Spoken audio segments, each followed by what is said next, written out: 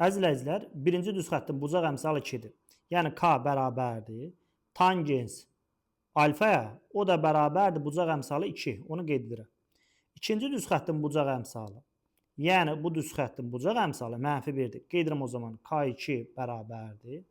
Tangens alfa 2-yə, o da bərabərdir -1-ə. Tangens nə idi əslində? Qarşıdakı katetin bitişik katetin nisbəti. O zaman B-dən bir hündürlük endirirəm. Qeyd edirəm BH. Və tangensin tərifini əsasən yaza bilərəm ki, əslində bu gördüyümüz düzbucaqlı üçbucaqda BH bölünsün AH olmalıdır 2. Yəni mən AH-a bir A yazmış olsam, BH olmalıdır 2A. Çünki 2A-nı A-ya bölsəm yenidən həmən 2-ni almış olacaq. Digər tərəfdən ikinci düz xətti bucaq əmsalı -1-dir. Niyə mənfidir?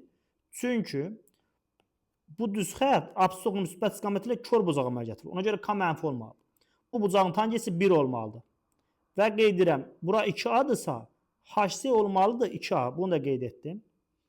Deməli, AC-nin uzunluğu nə qədər olacaq əslində? A plus 2A. AC-nin uzunluğu verəcək. Qeyd edirəm AC. Bunun özü nəyə bərabərdir əslində? A-nın koordinatını tapa bilərəm. A D1 düz xətt üzərindədir və absisok üzərində olan hər bir nöqtənin ordinatı 0-dır. Və ordinata mən Y-ə 0 yazmış olsam 0 bərabərdir 2x plus 6. Buradan tapıram 2x -6, x-in özü -3-dür. Bunu qeyd etdim. Eyni qayda üzrə S nöqtəsinin koordinatlarını buradan tapacağam. Y-ə 0 vermiş olsam 0 bərabərdir -x plus 12, x bərabərdir 12. Yəni aslında aldım 12, 0. Bu məsafə olduğu zaman 12 plus 3, yəni 15 oldu. 3A bərabərdir 15-ə. A-nın özü o zaman tapıram 5-dir. Bizə ABC üçbucağın sahəsi lazımdır.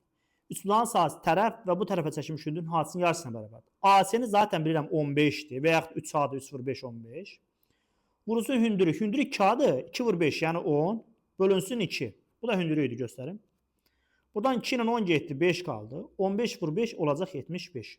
Düzgün cavab 75.